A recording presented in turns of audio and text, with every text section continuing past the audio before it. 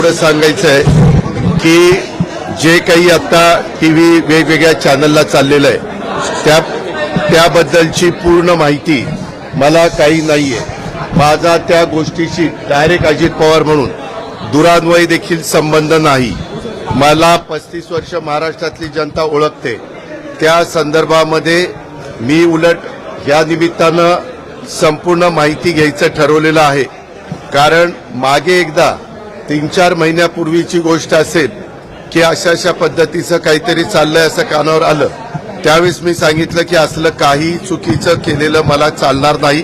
असल्या कुठल्याही चुकीच्या गोष्टी कुणी पण करू नयेत अशा स्पष्ट सूचना मी दिलेल्या होत्या। परंतु त्याच्यानंतर परत काय झालं ते काही मला माहिती नाही। परंतु आता चॅनलमध्ये वेगवेगळ्या त्या जमिनीच्या बद्दल बरंच काही सांगितलं जातं। त्याची इत्थंभूत माहिती काय डॉक्युमेंट्स आहेत काय नाही, कुणी परवानगी दिली कुणी नाही, मी आपल्याला सांगतो। मी आजपर्यंत कुठल्याही माझ्या जवळच्या किंवा लांबच्या नातेवाईकांच्या संदर्भामध्ये कुठंतरी त्यांना फायदा होण्याच्या करता एकाही अधिकाऱ्याला कधी फोन केला नाही किंवा कधी सांगितलेलं नाही।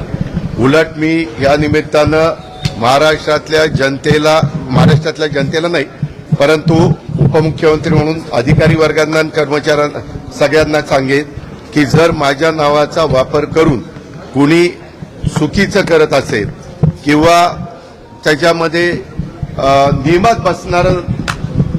नियमात न बसणारं करत असेल तर त्याला कुठलाही माझा पाठिंबा नसेल।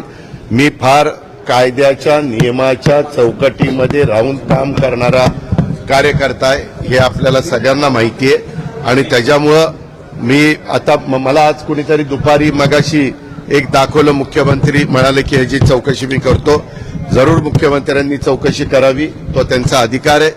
जर उद्या कुठल्याही बाबतीमध्ये कुणी काही तक्रार केली तर चौकशी करून त्याची शहानिशा करणं, त्याच्यातली सत्यता पडताळून बघणं आणि त्याच्यामध्ये काय नक्की घडलंय ते त्या ठिकाणी पाहणं हे सरकारचं कामच आहे।